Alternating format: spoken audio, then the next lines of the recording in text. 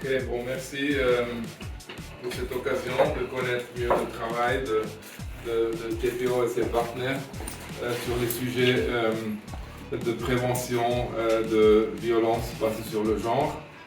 Pour nous, c'est la deuxième visite. Les deux Muzungu, on était une fois déjà à Minova, mais maintenant c'est la deuxième fois. Donc, parce que c'était pas toujours facile d'arriver maintenant avec la guerre. Donc, on profite bien pour connaître vraiment le travail de nos partenaires. Et donc, on vient pour écouter. Donc, vous nous racontez un peu comment est votre jour, comment sont vos activités. Et après, on peut poser des questions pour approfondir. Mais donc, j'ai compris déjà, avec la présence des gens, des troupes théâtre, que vous utilisez le théâtre comme un moyen de sensibilisation. Donc, racontez un peu quelle est votre méthode de travailler et est-ce que vous allez visiter, vous allez de village en village pour faire un spectacle et après le spectacle, comment vous sensibilisez les gens, peut-être raconter un peu sur ce que vous faites. On choisit un thème, ce qui concerne la communauté. Après avoir choisi le thème, on fait la répétition. Nous avons des fiches de répétition. Après la répétition, on fait des descentes sur terrain. Puis on va montrer ces sketchs. Après avoir fait ces sketchs-là, il y a des questions qui sont posées par la communauté. Mais aussi nous travaillons avec d'autres partenaires de mise en œuvre, comme la radio, l'FPGE aussi et les récomptes. Souvent, nous faisons la descente sur des écoles, dans des marchés. Ce n'est pas qu'on fait d'abord le caravane. Après avoir fait des caravanes, on se met dans un rond-point ou dans une école quelconque. Et ça ne se fait pas seulement ici à Minova, mais aussi à Kalungu et à Bulenga aussi. Surtout, nous travaillons sur la protection de l'enfant et les violences basées sur le genre. Il y a participation des enfants et aussi des leaders locaux et les adultes aussi fait partie. C'est à partir de ces catalogues de thèmes que nous choisissons les thèmes à développer et nous avons des invités que nous préparons d'avance. C'est avec ces invités que les émissions sont montées et avant de les diffuser, nous les traitons, nous les soumettons à l'équipe TPO qui valide. Après, nous diffusons les émissions qui ont été validées. Il y a des émissions interactives, il y a des interviews, il y a aussi des théâtres. Parce que nous travaillons avec la troupe, nous travaillons aussi avec les récopés, les OBC et les CIVD. De toutes les façons, nous sommes dans une zone en conflit, raison pour laquelle nous avons toujours insisté sur la protection, étant donné qu'il y a aussi des aînants, donc les enfants non accompagnés qui peuvent être dans la zone. Alors, nous avons aussi des handicapés qui peuvent être dans la zone.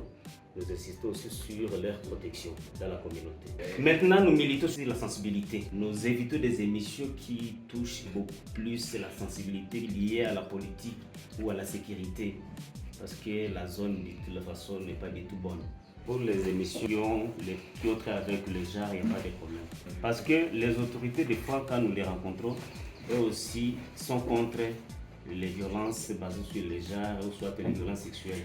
Nous touchons presque tous les groupements des Bouzi qui comptent plus de 13 villages.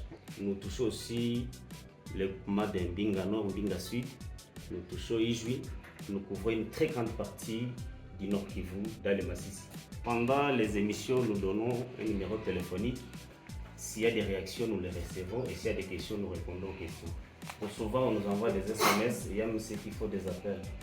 Des fois, on nous pose des questions par rapport aux endroits ou aux services qui peuvent recevoir les enfants non accompagnés. Ici aussi, les enfants que nous, on appelle communément les enfants de la rue. Parce qu'il y a des enfants qui sont ici dans la cité en train de demander. Alors, ils nous posent des questions. Si on ramasse des enfants comme ça, où est-ce qu'on peut les orienter? Et nous, on essaie de donner le service habilité à les recevoir. Dans la protection communautaire, nous organisons des sensibilisations même dans la communauté. Et dans le cadre de protection de l'enfant, nous allons dans des écoles, même à part les écoles ciblées par les projets, nous sommes là pour des messages de sensibilisation, surtout parmi les thèmes de prévention contre les enjeux, les restes explosifs des guerres. Avec ce thème, nous essayons de toucher toutes les écoles pour prévenir nos enfants de toucher n'importe quoi, ce qu'ils trouvent en cours de route. Nous les sensibilisons à ne pas entrer dans n'importe quel milieu parce que les militaires ont occupé beaucoup de lieux. Par rapport à ces projets Sote Kokingo Toto, il y a un volet médical qui a l'objectif de renforcer la résilience du système de santé mentale des personnes affectées avec des troubles mentaux. Vous comprendrez qu'avec les situations dans lesquelles nous vivons, comme je l'ai dit, des catastrophes, aussi des naufrages, mais aussi des guerres, des situations de guerre ici à l'Est, des conflits armés, il y a beaucoup de personnes qui vivent avec des troubles mentaux. Et que le volet santé mentale est souvent oublié par certains partenaires qui interviennent dans la zone.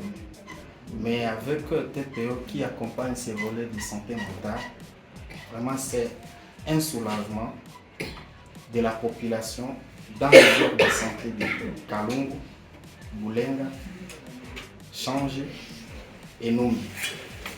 C'est dans ces 4 heures de santé où TPO a eu à former les prestataires de soins sur les soutiens psychosociaux de base, la gestion clinique des cas avec troubles mentaux. TPO avait montré comment soutenir et faire soit une psycho-éducation, mais aussi des counseling auprès des personnes qui souffrent des troubles mentaux. C'est TPO qui accompagne les cas avec troubles mentaux dans les ordres de santé qui l'appuient. Mais aussi les autres ordres de santé qui ne sont pas appuyés, les cas restent sans pour autant accompagner. Les cas, nous avons fait l'analyse, nous avons trouvé qu'il y a même des cas de suicide dans la zone, c'est suite aux problèmes mentaux que les gens vivent. Comme les bailleurs de TPO est arrivé, c'est parce qu'on disait toujours à TPO que soyez notre ambassadeur là où vous toquez les portes. Et nous avons la chance de vous voir là où TPO toque les portes et vous nous écoutez et d'en tenir compte par rapport au rapport que notre partenaire TPO peut vous amener dans les jours à venir pour accompagner ça, les structures, afin d'assurer une meilleure protection des enfants, mais aussi des femmes enceintes.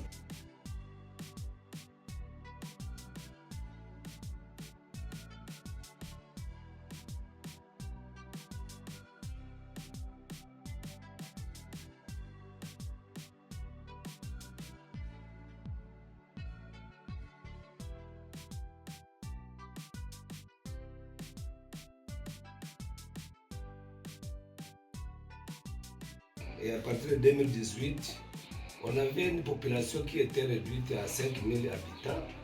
Mais pour le moment, nous sommes à 17 833 habitants.